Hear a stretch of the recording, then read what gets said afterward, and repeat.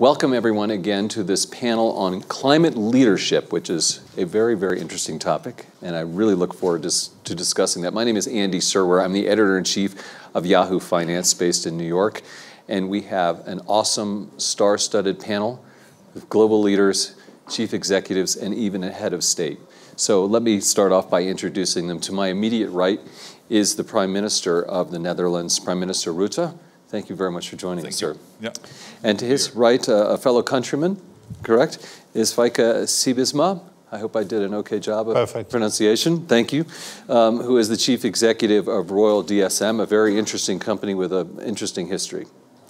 To my immediate left is Rachel Kyte, who is the special representative of the Secretary General for Sustainable Energy for All and the chief executive officer of the United Nations Sustainable Energy for All, based in Vienna, correct? Did I get that right? Absolutely. Thank you.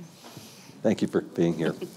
To her left is Christian Mumenthaler, who is the Chief Executive Officer, Group Chief Executive Officer of Swiss Re. We're so glad to be in your country. Thank you. Welcome here. Thank you very much, and thank you for being such a great host. And to his left is Ma Jun, who is the chairman of the China Green Finance Committee from the People's Republic of China, a real expert in this field. Thank you for coming and joining us. Thank you. So, climate leadership, what does that mean? Obviously, it's focusing on climate change and how to address the myriad topics that lead to this problem that we've created, and obviously identifying solutions. But really, we were just talking in the green room, it's connecting the solutions to the problem, singular, or problems plural, depending on how you look at things. And obviously, there's a role for governments to play, NGOs to play, and corporations to play. And I think that, you know, this notion that corporations shouldn't or don't have to play a role has pretty much been thrown away at this point. And I think companies understand that they need to play a role. And I think there's too much pressure on them not to these days. But it is going to take cooperation because we need to understand the problems, agree on what the problems are, and agree on the solutions. And the coordination, I think that's a key word here, is extremely complicated and difficult. And of course, then there are national borders, and that's why it's so important to have an international perspective. The national borders are a problem with things simply blowing right across from one airspace to another. But we all know we're all connected. I'd like to start with Prime Minister Rutte, and maybe you can tell us a little bit of the latest sort of tack that you're taking in the Netherlands in terms of addressing climate change. Obviously, understanding the natural world and the forces of nature are at the very core of the history of your nation. So, and you, my understanding is, studied Dutch history in school. So you have great perspective here, and I wonder if you could share with us. I will, and thank you for having me on the panel. As I said yesterday in another meeting, God created the earth and the Dutch created the Netherlands. Because 7 million people will be below sea level if we hadn't done so. And Schiphol Airport, which is the second biggest airport in Europe, is 4 meters below sea level. So it is really a day-to-day big issue for us. My vision on this is that where the Netherlands is already leading now in water management, in food security, we are the second biggest exporter of agricultural products in the world. I want us also to be leading in climate change, in tackling the environmental impact. And by doing that, not only making sure that we have the CO2 emissions coming down and moving to the 1.5 degrees Paris targets, but at the same time earning a lot of money, creating new businesses, new innovations, etc. For that, we need to bring the targets up. I believe that Europe's targets are too low. We are now working on a 49% target a plan for 2030. Europe is still at this moment at 40%. Next year we have to decide what the target will be. Together with France, with Emmanuel Macron, we are very much pushing for a target of 55% for the EU. Of course, at the same time, we have to make sure that the targets worldwide stay in place. And particularly with the US a challenge, keep China fully on board. I think that's working at the moment, but also the other parts of the world. And having said that, of course, nationally, we need support for this. What we have done is we have brought together a large group of people working on all the aspects of climate change and the environmental impact. That has led to a draft agreement which is now being thought through by all the relevant agencies. We will get it back as politicians. In April, then we have to take decisions. And then I believe we have to look at three things. One, can people afford it?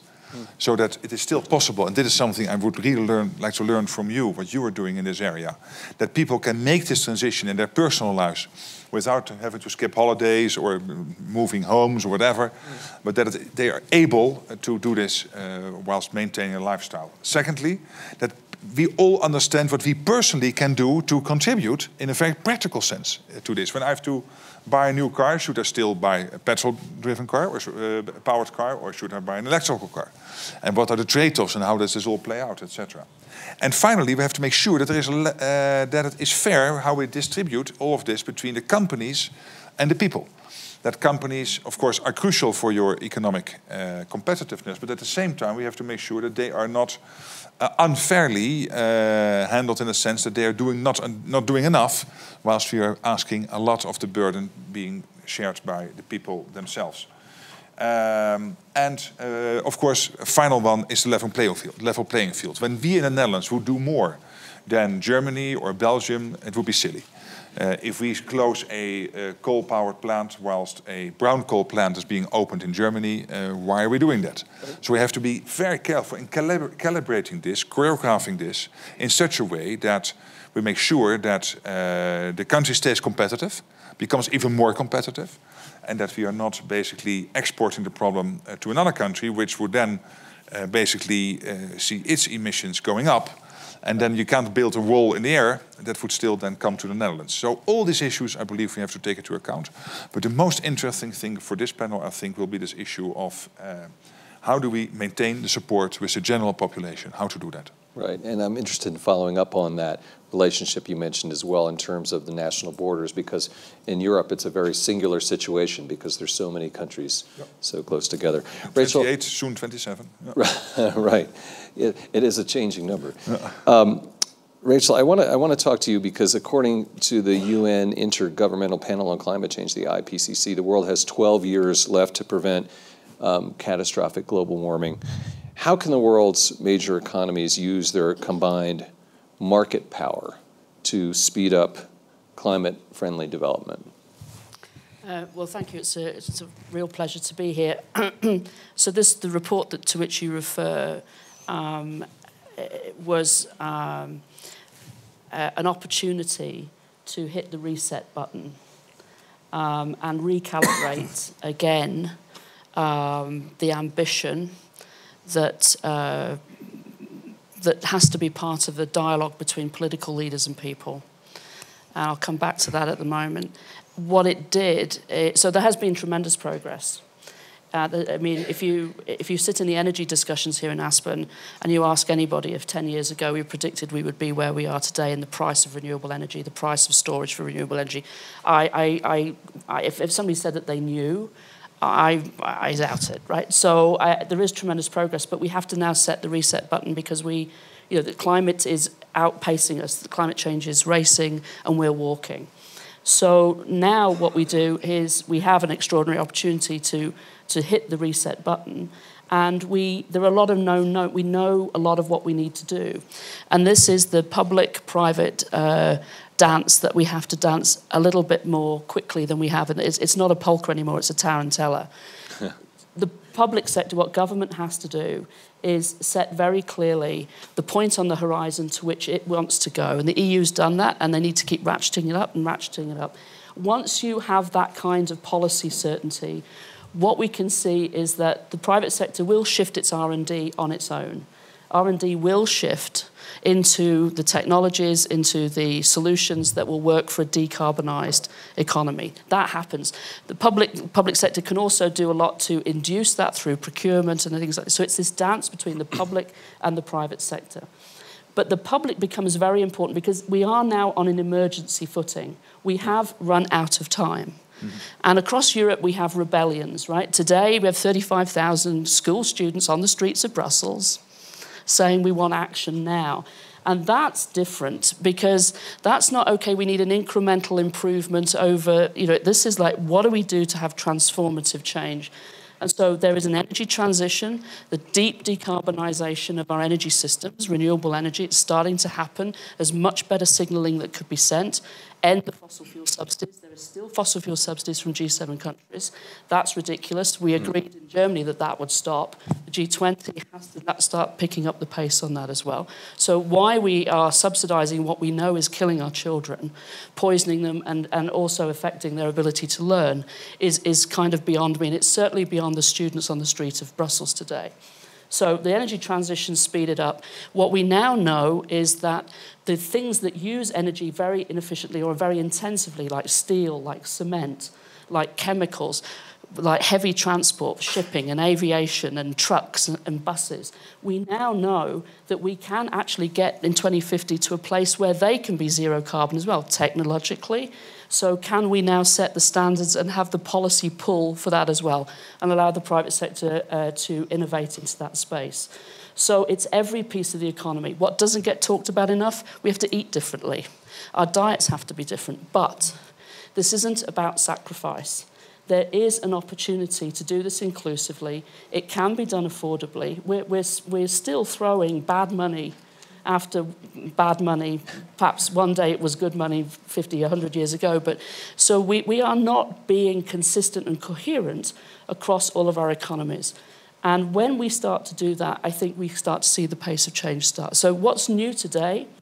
The UN report took all plausible deniability away from any business leader, any government leader, any student leader, any mayor.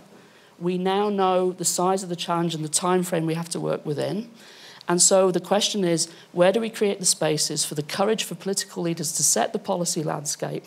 And then what is the pressure on business leaders to go as fast as they can into those spaces? Those spaces can deliver electricity, food, water at affordable, and reliable systems, but it's going to take a new way of thinking about it. Good news, technology exists, digitalization, decentralization, whether it's water or energy, we know that this is what's already happening. And, you know, I think there's a bright, new, green, clean world out there which young people want, and it's our responsibility to build it for them.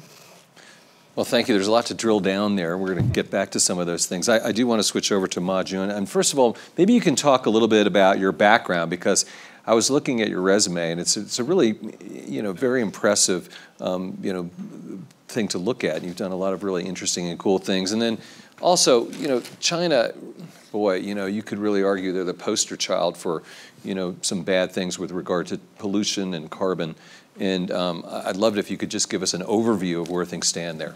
Sure. Thank you, Andy. I probably start with a couple of things I'm doing and going back a little bit on what China has been doing on green finance and what we've been pushing in the international space through G20 and central bank network of green finance.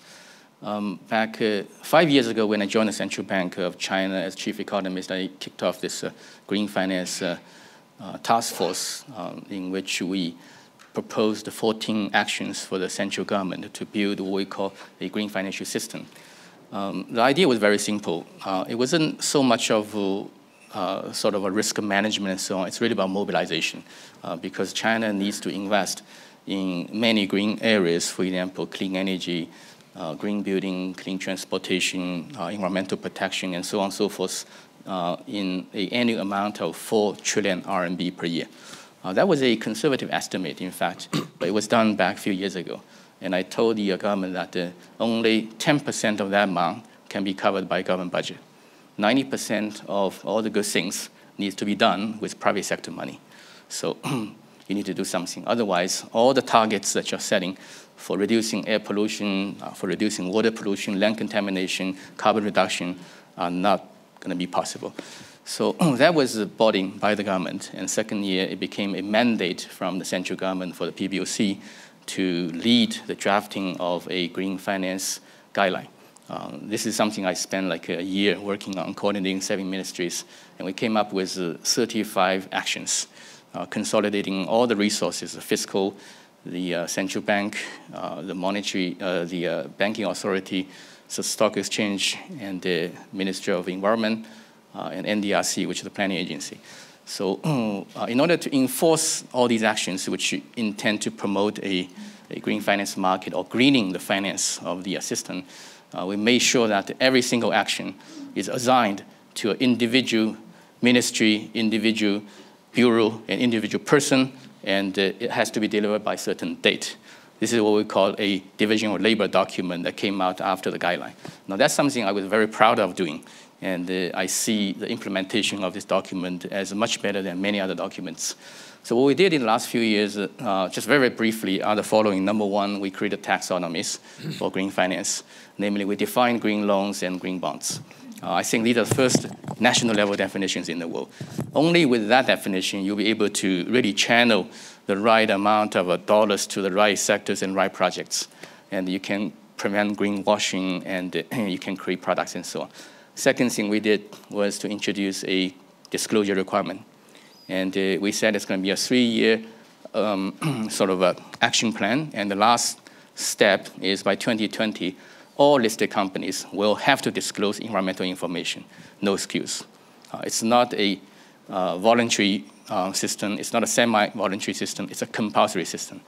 And I think by then, if China achieves this goal, we will become the first large economy that has introduced a compulsory requirement for environmental and climate information disclosure, which will include, I think, the CO2 emission, the SO2 emission, the NOx emission, the COD, energy consumption, and water consumption. Now, this is very powerful because only with such information will the capital market be able to identify which project is green, which project not green, will be able to channel the right amount of money to the right sector.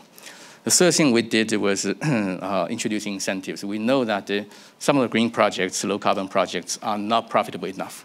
Of course, there are profitable ones, which a lot of banks are doing. And these are the externalities. And we need to overcome externality with some incentive. So the central bank came in with a PBOC re-lending facility for green, which means that we, the central bank, lend money cheaply to the commercial bank, and we ask you to lend cheaply to the project, roughly by 1 percentage points lower than the market. And also, we ask the local governments to subsidize or guarantee the green projects. In Jiangsu province, which is one of the large provinces in China, they subsidize 30% of interest payments of a green bond. And it does change behavior. I was there just a few weeks ago. I saw the companies which didn't want to issue green bonds for green projects. They changed their behavior. They did it. And the last thing is really we need to create a lot of products to be tailor-made for different type of green projects.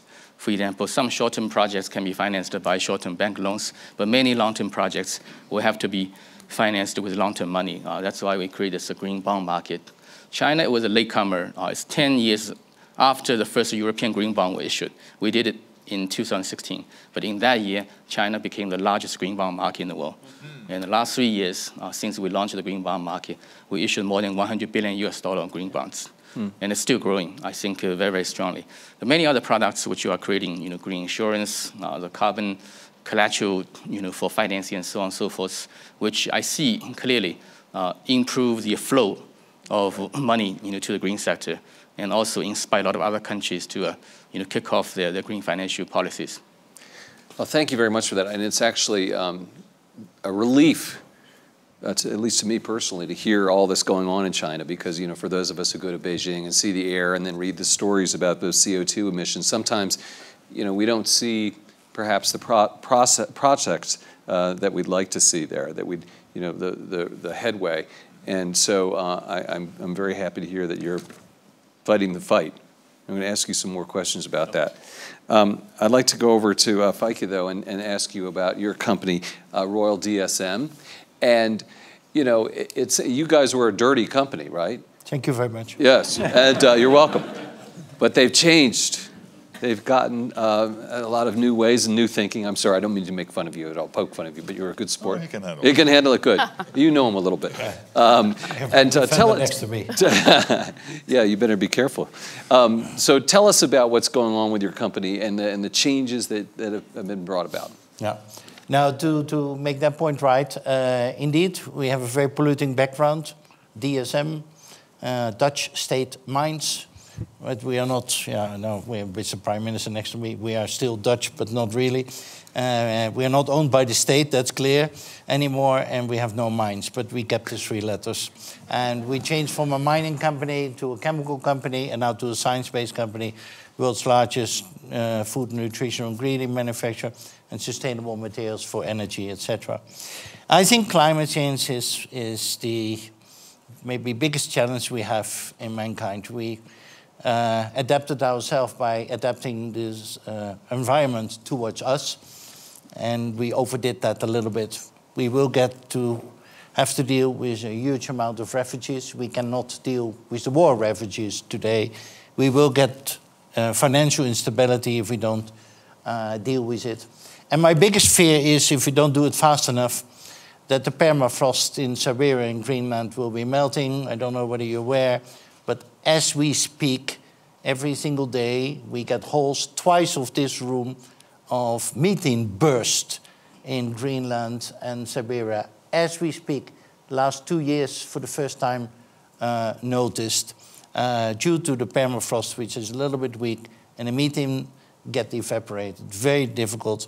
As a chemical company, a runaway reaction, then there is no management needed anymore. Then science and nature takes it over. So what do we need to do?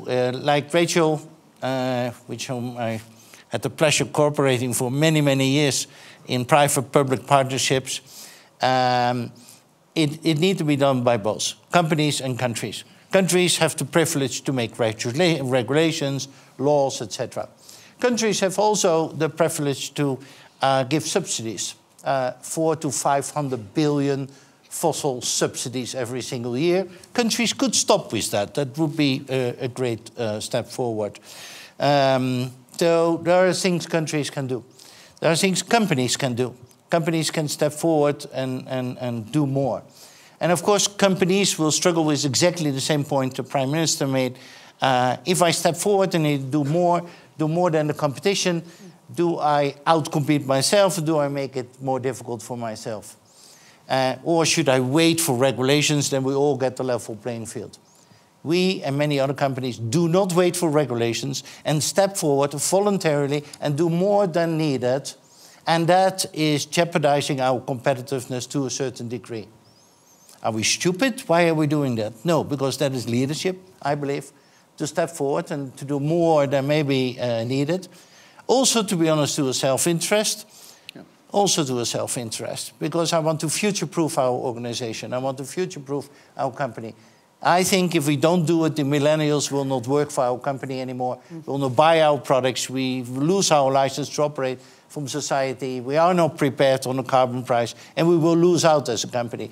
So I do that also as self-interest. I'm leading a group, and I just came out of the meeting we have regularly with them, of 80 companies called the CEO Climate Leader Group. What did we agree? We agreed to voluntarily increase our own reduction targets, science-based targets. We agreed to put an internal price on carbon, stimulating governance to put a stronger price on carbon. Sidestep on that one.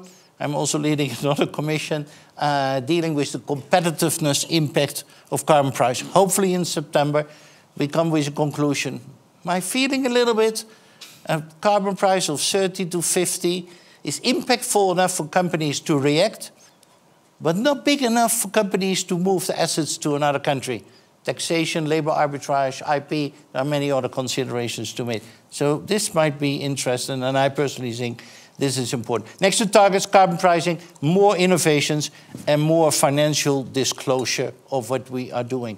And that is what we are committing ourselves. And I see that also the financial sector, to my Jun's point, is also increasingly interested in this. We need to revolve our credit facilities with the banks. And we said to the banks, we need to pay a fee for that.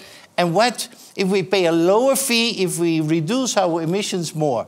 So what has those two things to do? Well, with future-proofing our company towards the future. Would you banks not be interested to give a lower fee we need to pay when we green our company faster? And we got that done. So the financial sector, to my Jun's point, is also changing. And is future-proofing, I think, its portfolio of things they hold. Same as Larry Fink or BlackRock made his statement today. Last point, and I stop. My big concern is the point the Prime Minister also made. At the end of the day, how do we divide the bill? And I'm concerned that the feeling with a lot of people in our society is, okay, we have maybe economic downturn, maybe this, maybe that, and now we need to pay also the climate bill. Mamma mia, where does it stop?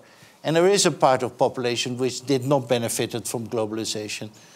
And I think that point needs to be addressed.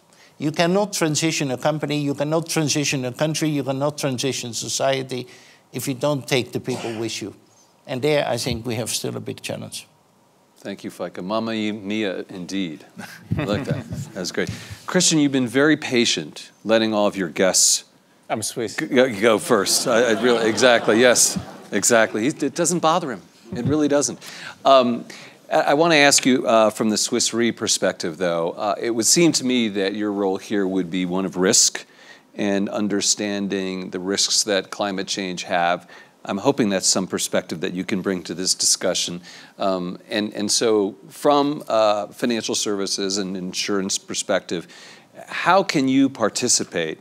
And I love that idea of telling the bank, you know, charge us less. I mean, are there ways that you can participate like that to further this agenda? It's always tough to negotiate with Dutch people, right? I don't want to give insurance cover to Fyke. He's going to ask for a reduction. Yes, yes, you can see he's going to guilt you into it, right? Yeah. That's so, excellent. Maybe two perspectives, right? I think one perspective is we're at the receiving end of climate change, right? As the insurer of insurers, we insure the biggest catastrophes in the world. Yes. And so we have observed that over time. And the second perspective is maybe us as a company, just as a normal company, what we do about that. So when it comes to climate change, we were relatively early. I think 93 we published that we think this is a real risk. Right? As a risk knowledge company, we put that out there. But as one of the first companies, but nobody listened, right? Nobody cared. It was a bit of science fiction. And for 10 years, nothing happened. And then we thought we should start to talk much more about that to politicians, the UN, etc. And that was part of that effort. And we toured the world, and we had skeptical audiences, right, everywhere where I went at the time, 2000, 2001, 2005. And up to mid-2000s, I think, in a private room, a lot of CEOs would not really believe climate change is real. Right? Whatever we say, whatever we prove, etc. Now, I think, and then the financial crisis took attention away from that topic for a few years. And my feeling is, it's always hard not to get depressed over time since I've on these panels for a long time. I actually feel there's a bit more momentum right now. I think there's more recognition. I think the reports are stronger. The science is stronger. More people see it. I think the fact that 2017 was the heaviest natural catastrophe year ever in terms of costs, and that's only half of the economic losses covered by insurance. But that was the highest. Last year was pretty bad too, above average. So at least I feel there's more momentum now in honesty and in a smaller circle. Whether that now helps to catch up, because we have lost so much time, right? So much time from 93 to now, remains to be seen, right? Sometimes you can have exponential phenomenon, and if enough people believe in it, maybe we're lucky. But I just say we have lost a lot of time, and it's running out. So that's my professional perspective from as a reinsurer. As a company, maybe that's the parallel track, right? Obviously, very early on, we tried to do something our own. So we supported windmills and solar projects on the insurance side. We lowered our carbon footprint to 0, but that's not a heroic thing, right? For a reinsurer, we don't have a heavy footprint. So we reduced where we could, and then we paid for the rest. But more recently, it's more interesting, right? Because you have to look at your whole value chain and what you influence.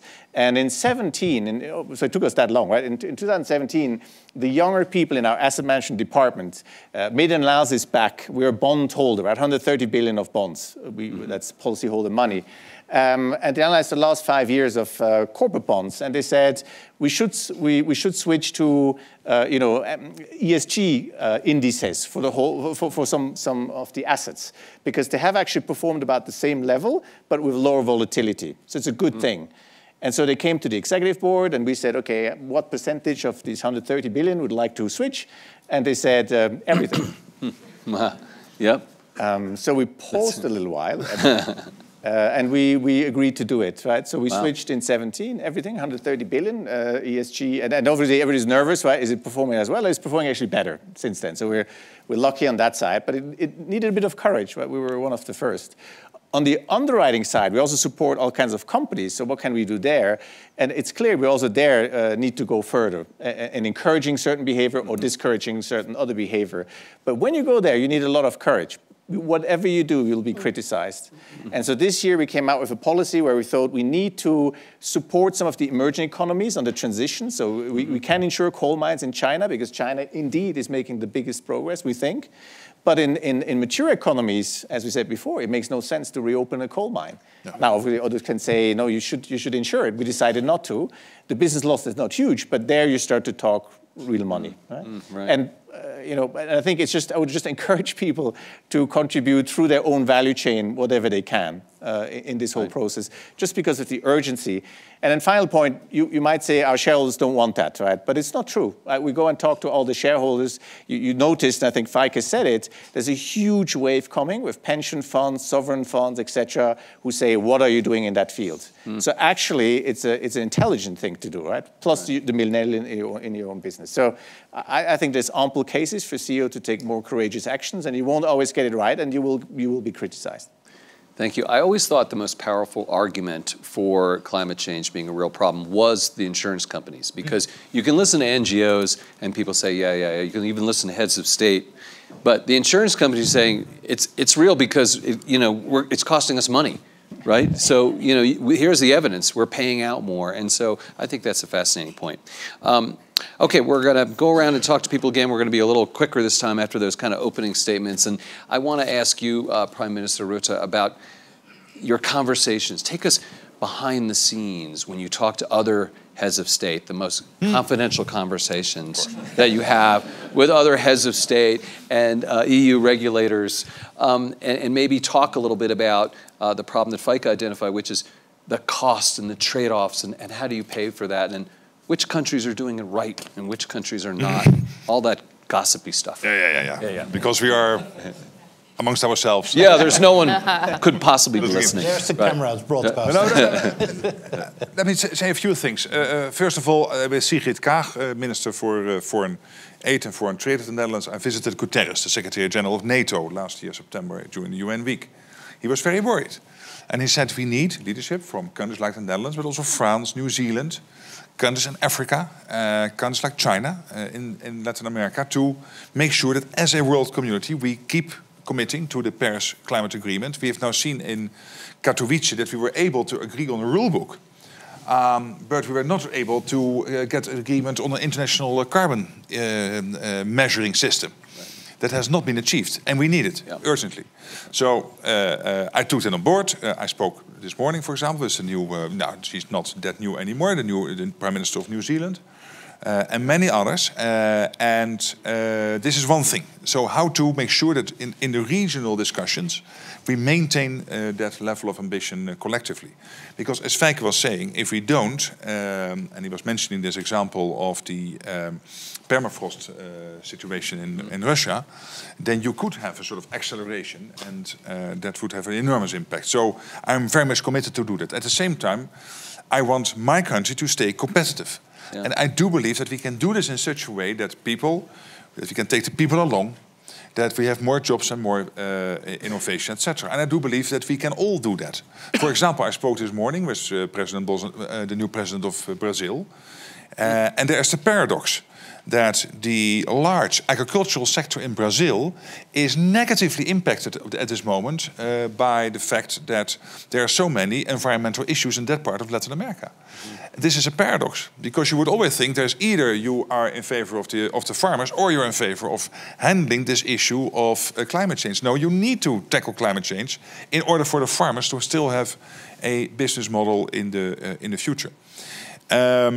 Again, at the national level, we have these intricate debates. The Netherlands, as I said, half the country below sea level. That means that we always had to sit together, all these farmers, all these people, for centuries, to decide where the dikes are being built. That means that we have a total disrespect for hierarchy in the Netherlands. We do things ourselves by talking, and then agreeing. And we have tried to do the same with this. I'm not sure we will be successful. I think we can be successful. We have involved over 150 NGOs, societal organizations, local communities, etc., to discuss coming to this draft climate agreement at the national level, on which we have to decide in April. The good thing is that you have a broad level of support. The bad thing is that it takes somewhat more time, that you always find out that you might have had this or that organization on board, so you have to get them on board later on. And then we have to be very careful that this citizen perspective, both financially and what can I do in my personal life, but also the business perspective. Is it fairly distributed, what we are asking from the people versus what we are asking from companies?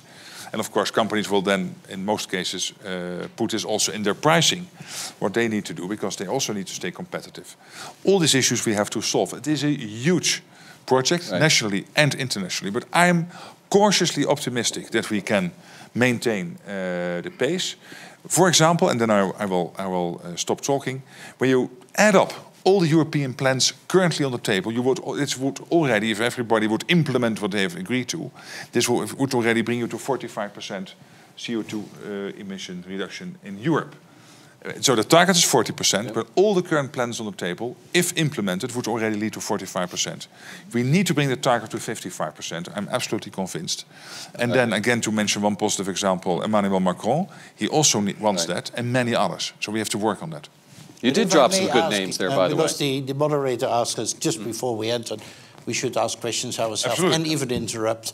It said to our prime minister, also that. So total disrespect for him. Yes, I noticed. The Netherlands. But a question I would have to our own prime minister, I take my chance. Who is moving faster at this moment? Is it governments? Or is it companies? Not our government, because you are the best prime minister of all countries in the world. No, I really mean that, by the way. Stop. But, he wants a tax break. To make the point, and because the companies are struggling also with, I mean, we need to do it together. Yeah, that's a good, but there is a speed difference. I believe there is no big international issue which we can solve by governments alone. And there is no international big issue which you can solve by governments and NGOs alone. You need the governments, the NGOs, and the companies. Sometimes very small ones, and in many cases the bigger ones. And when I look at the big companies like yourselves and AXO and Heineken, I was this morning in a Valuing Water initiative. Jean-François Verboxmeer, the CEO of Heineken, taking the lead there. Carlsberg was there with the CEO, who is from Dutch origin, on this water initiative, which has to do, of course, with climate change. But also the big ones, Shell and Unilever, they're all on the forefront of this. And you need these big companies. And also they understand there is a license to operate, and profit and purpose have to work in conjunction. Yeah, Unilever certainly has been way out front. You mentioned Paris and the Paris agreements, and I want to talk to you and ask you about that, Rachel, a little bit, because we're behind. It doesn't seem like we're going to hit the targets, and then you hear, oh, we're going to have to spend a ton of money to get there, and no one has the money. This is the same old song again, right? And what's your take on that? Yeah, no, I mean, you know, look, the world is awash with money. The question is, who has it? Who are they going to invest it in? And then where do we... And how do we make sure that we leave no one behind as we do that? So this, Paris set a very clear ambition for a world where we manage global warming to stay below 2 degrees. And now, basically, science is saying we can't really afford to do that. We're going to have to get to 1.5. But Paris also said that this can't be balanced on the back of poor people.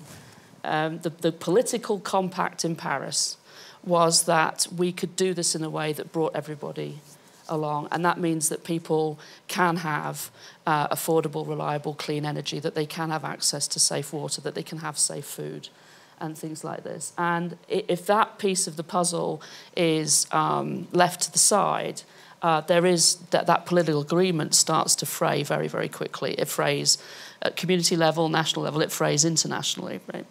So I think that it's important to remember that that's what the sort of Paris package was. But, paying for it There are all kinds of inventive ways, and Marjoon has led the charge on this. There are all kinds of inventive ways to harness the financial sector to the productive economy, which is something that we lost over the last few decades. Sure. Climate change notwithstanding, right? The financial sector is not driven to drive our economies forward to that kind of purpose that the Prime Minister Rutte talked about. And so, for example, you know, carbon taxes, carbon pricing, Kyte's led the charge on this for many years, you know, gets a bad rap because Emmanuel Macron, you know, got his communications wrong, right?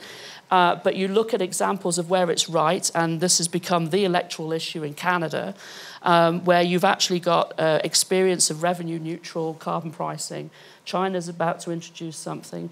There's a lot of experience of what works, what doesn't work. But let me tell you, if you put a carbon price of $50 into an economy that looked something like the United States, I'm not saying the United States, and you made it revenue neutral, you could give every taxpayer in a country like the US, you know, money back that would make them better off than they are today, and you'd have enough left over. And you'd have enough left over to put into the future fund that will help those people who will be displaced or who will suffer in the transition in the short run because their jobs might disappear or because they need to be reskilled and retrained. You would have enough to invest in their future. And I think one very, very important thing is that we have to start telling people the truth, right? The methane bursts, this is scary. But unless we tell people the truth that there is a pathway forward, there's something for everybody to do, I think that it's going to be very difficult to keep sort of, you know, imagining that the public is going to sort of, you know, join us in this crusade when they're scared and when they're frightened and when they're being fed a bunch, you know, a tissue of, you know, platitudinous stuff and sometimes falsehoods. And I think that there's real truth coming from authentic business leadership. There's real truth coming from authentic political leadership. You know, you talked about New Zealand. I think that you know, New Zealand's got a very difficult pathway. It's got a lot of methane in its economy. It's going to hurt, but they're making the commitment. Europe's making the commitment, and I think that authentic leadership has to come from business and from politicians, and then it gives the public a chance to know how they can, you know, be part of the solution. In the meantime, young people are taking to the streets and saying, "I'm not waiting." Yeah. I'm not going to have a future. I want a job. I want my kids to be safe. I want to be able to breathe clean air. I mean, they're fairly fundamental requests, and I think you're just going to see that spread. You know, while we're worried about, you know, some of the sort of more populist and sort of nationalist moods which are taking up a lot of the discussion here, there is another mood on the street which is, you know, I have basic needs. I want to meet them in a green economy, and I want to meet them now. So money is actually not the problem. And Marjoon's proved that. If I may say, you said the money is a big wasp of money, and the question is who has the money? Right. Well, we know who. The private sector has the money. Yeah. But it's concentrated. Because, yeah, but I would answer your own question by saying the private sector has the money. Because if you look to the financing of our energy transition, I don't know what the factor is, whether it's factor 10 or factor 100, which the private sector need to invest more than the public sector to do the transition. So I don't know whether you agree with me, but I would say what we need to do the transition, we talk here in this panel about leadership for climate, addressing climate change, but I would say the governments need to move faster, so fast that they can unlock the potential of the private sector. Because they need to finance it. Nobody else will really finance it, because if I look to the numbers, the money needs to come from them. Or do you disagree with me? No, I think, just very... one of the reasons why Paris worked is because the message from business to government is, if you do this, we can deliver. And what's happened since Paris is somehow politically, you know, at an international level, that political leadership has come under pressure. We've seen some people hesitating, a bit of a wobble in a few geographies. And I think the business message here is very, very clear. You know, we need the long-term targets. We need the strategies. We need you to put coherence across your macroeconomic and your fiscal policies. And if you do, you will be surprised by how fast we can go. So I agree with Kyte. Right, but it's different in different countries too. So let's take China, for instance. We're talking about leadership, and I'm interested, Marjoon, in your take on exactly how committed the leadership in China is when it comes to this issue. Maybe I cover both in terms of how we kick off the green finance program in China more quickly than many other places. And the other one is really the points that's been made, how do we convert a huge amount of brown money into green money. The brown money are probably 5-10 times bigger than the green money. Now, on China, I think it's a little trick to convince the top policymaker that the financial system has to play a critical role in greening the economy. I think a few things contributing to this understanding. One is we had a massive problem of air pollution in 2013. If you were in Beijing 2013, early in the year, the PM 2.5 number went up to 1,000 in one day. And that was, I think, 50 times higher than a safe level. So people began to talk about air pollution every day. They began to watch the hourly based release of the PM 2.0 number, and that creates a lot of momentum. And we leverage that momentum, which is the public momentum, saying everybody wants the government to be green and wants the financial system to be green. And secondly, we estimate a huge amount of sort of money that's needed for green investment, and telling the government, you don't have the money. You have to rely on the financial system to mobilize the money or to convert the brown money into green money for you. And these are basically two arguments. I think it was very swift. We convinced the government within a few months, and it was codified into the highest level of government document. It's called Eco-Civilization Reform Plan, put out by the Central Party Committee and the State Council. Now, once in countries like us, developing countries, the top leadership, put this into his mouth, things will move very fast. And then it became mandates for the central bank to draft the regulation and rules and incentives and all that. Then we create a lot of different markets. Just give you an example of the green bond market. In OECD country, it's largely market-driven, right? The market associations will create rules and guidelines and all that. We put in the green bond guideline and the green bond catalog, which I led in drafting, on the central bank website. And we said, you can follow that on a voluntary basis, but 100% of the guys follow them. So this is a convening power of the government once you have the conviction at the senior level.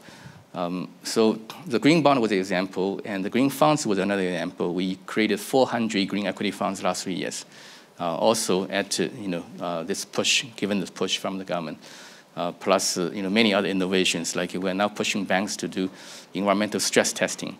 ICBC has done this and showing to the rest of the financial sector, if you lend to polluting high carbon sectors, you end up with high non-performing loan ratio. Just a model is going to shift the composition of the lending.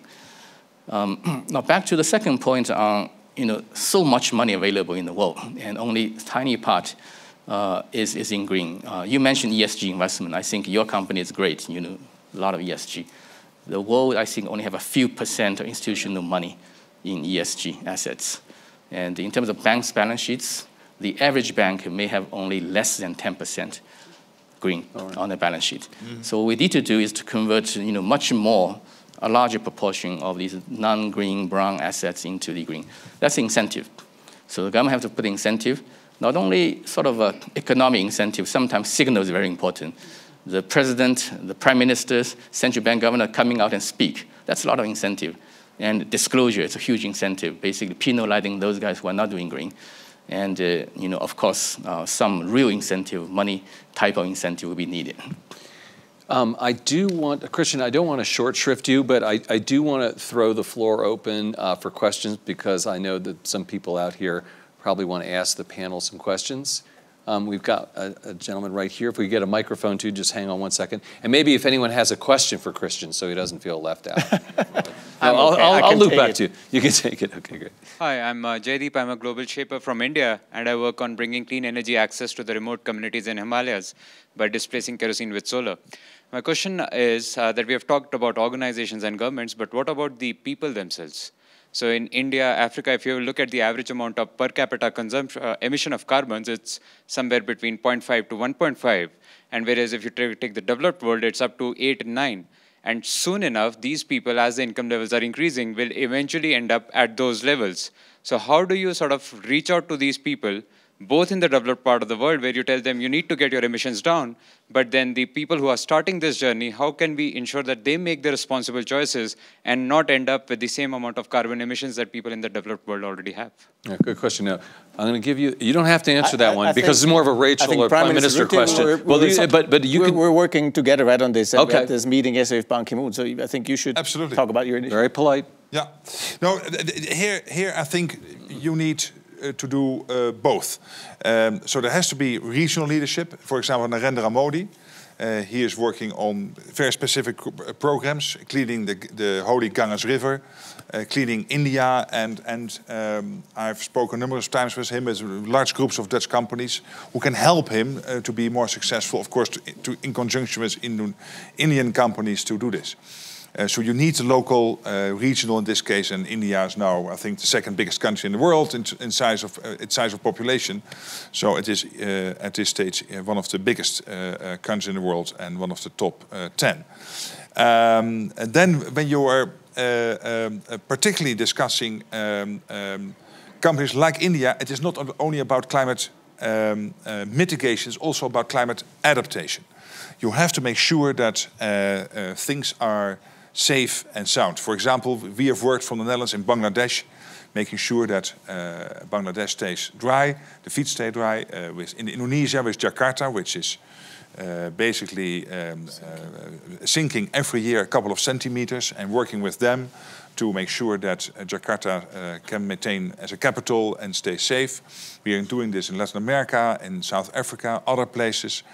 And we have established this Global Commission on Adaptation, the Global Center on Adaptation. And the good news yesterday was that China is now opening a regional office in China on this issue of adaptation. And the World Bank has decided to spend half of its money, not half its money on climate mitigation, half of its money on climate adaptation. So there's 50 billion in 5 years. We were yesterday in that meeting, 50 billion in 5 years. So there's a fantastic sum. And Bill Gates and Kristalina Georgieva and General Secretary Ban Ki-moon, the previous General Secretary of the UN, they are leading that whole group. And from the Netherlands and others, and Angela Merkel, Theresa May, and many other leaders, including Narendra Modi, we are supporting that process.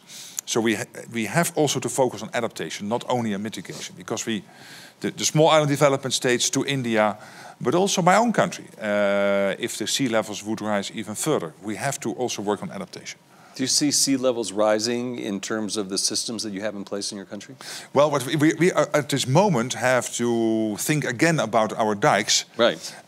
Because sea levels are rising. And people don't want these old concrete big dikes behind which houses are basically disappearing. So we are now designing this new system, building with nature, which is, for example, creating small artificial islands in the sea, which would then change the course of water and in such a way that the waterfront itself is less vulnerable to the rising sea levels. So we're putting in place all these new things, but also some very old ideas. For example, we were used to build our farms on a terp, we call that, sort of small hill, which was man-made. And this was a technology from the 12th and 13th century. We're doing it again in some of our provinces in the Netherlands, where we see the rivers rising and there's an increasing risk that rivers will overflow. So again, we are sometimes now building our farms on small man-made small hills where livestock can retreat in case the rivers would overflow. And we are also implementing that in money-wise quite cheap technology in many other parts of the world. You've been on the cutting edge for centuries, as you were saying. It's interesting to see that some of these techniques from 800 years ago are still valid today. Could I just very briefly just go back to the question? Yeah. There's a good news and bad news. The good news is that for those people who don't have access to much energy or to any energy, which is about 1 billion people in the world, the new technologies of distributed modern renewable energy are by far the cheapest and quickest way to get them reliable and affordable energy. And you see that happening obviously very quickly in India, but now through work like you and others elsewhere in the Himalayas, it's happening in the small island states, and it's happening now in East Africa, and now really some stuff really beginning to start moving quickly in West Africa. The bad news is that even though we know that this is the answer, very, very little private investment, but domestically from I think India's probably an outlier, but if you look in Africa, very little domestic investment from Africans into that is happening. Very little private investment is still flowing into it, and almost no, or nothing like the amount of concessional finance from multilaterals like the World Bank, Africa Development Bank, or from bilaterals, from the UK, etc. OECD countries in their aid. This is not yet flowing anywhere near enough into the off-grid renewable solutions which are available. And we're going to have to speed that up, because otherwise these people will not be able to participate in the growth story of their economies. So the good news is we can do it cleanly and affordably. Bad news is we haven't actually put our money where our mouth is yet. Yeah. Great. We're running a little short on time, so question here. Thanks. In the German newspaper Handelsblatt, there was 3-4 weeks ago statistics that said... Can you identify yourself, please? I'm sorry. Can you identify yourself? My name is Wolf-Henning Scheider. I'm CEO of Automobile Group. In the German paper Handelsblatt, there was recently a statistics 3-4 weeks ago that there are more than 550 coal power plants built in Asia, and that is the equivalent. It was by far more than the whole CO2 emission of Germany. And I would like to know, what do you do from the political side, that Katowice is not just a nice convention and some signatures, but that the real thing is happening, because it doesn't look like it. Maybe I'm wrong, but reading those statistics, I'm doubtful. So there is a very specific problem. Well, first of all, coal is not a part of the story going forward. The speed with which countries transition away from coal is going to be different. But we have a number of countries in Southeast and East Asia who are building and plan to build a number of coal-fired power plants. Put yourself in their shoes, right? They're getting subsidized technology, subsidized finance, and sometimes even subsidized feedstock, right, from countries that signed the Paris Agreement. And there's no like-for-like solution on offer easily available. So you can build a coal-fired power plant, reasonably cheaply, because somebody's going to help you do it, and you know that you can connect it into your grid and it will operate, and you know you can do it in 2 or 3 years' time, and you've fulfilled an electoral promise to increase generation. Right? So what we have to be able to do as an international community is say, okay, but here's a better offer. Here's the technical assistance on grid stabilization and everything else that you need. Here's the assistance that you need in order to move your regulation forward. And here's the subsidized finance, or the finance that's easily available and can be quickly applied for you to have storage and modern renewables, or gas, or something else, right? So we know that we have to help these countries transition, but frankly, we haven't put a package on the table that's attractive enough at the moment. And the good news for me is that some of these things are being talked about here. Great. Last question here. Can we just get, because this gentleman went very patiently. I'm so sorry. No. So maybe he'll get the question to you. Sorry, Fyke. Hi, my name's Michael Itzer. I'm the CEO of the ICAW. So the panel have been very candid today, so thank you very much for that. So I'd like to take you forward to 2050, and there's a completely new generation sitting on that podium. How are they going to assess our leadership today on this issue?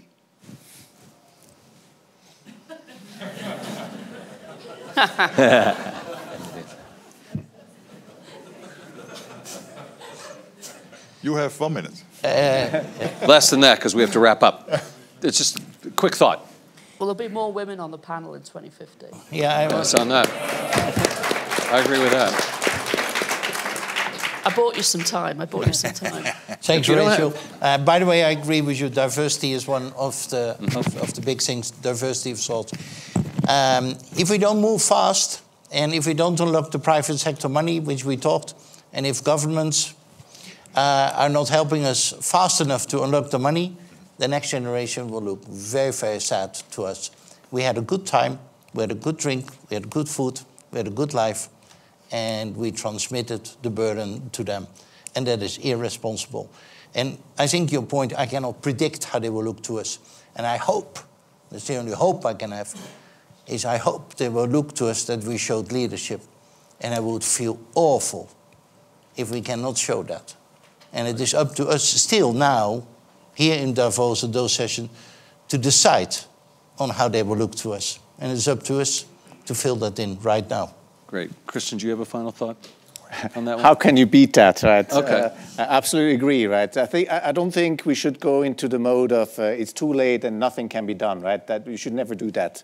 I think we should see the future as it's our choice, right? Our collective choice, and each of us has to contribute and try to make sure that 2050 people look at it, and there will be changes, right? There will absolutely be changes, but we will say it's maybe one of the first challenges where humanity had to come together. That's maybe the opportunity. Yep. Great. Thank you for that great question, because it really kind of capped the whole session, I thought. And I think we really got to understand the complexity of the problem and the solutions, and how important the coordination will be between NGOs and companies and governments. So please join me in thanking this great panel, Ma-Jun and Christian Mumenthaler, Rachel Kyte, and particularly the leadership by Prime Minister Rutte. Thank you very much. That was really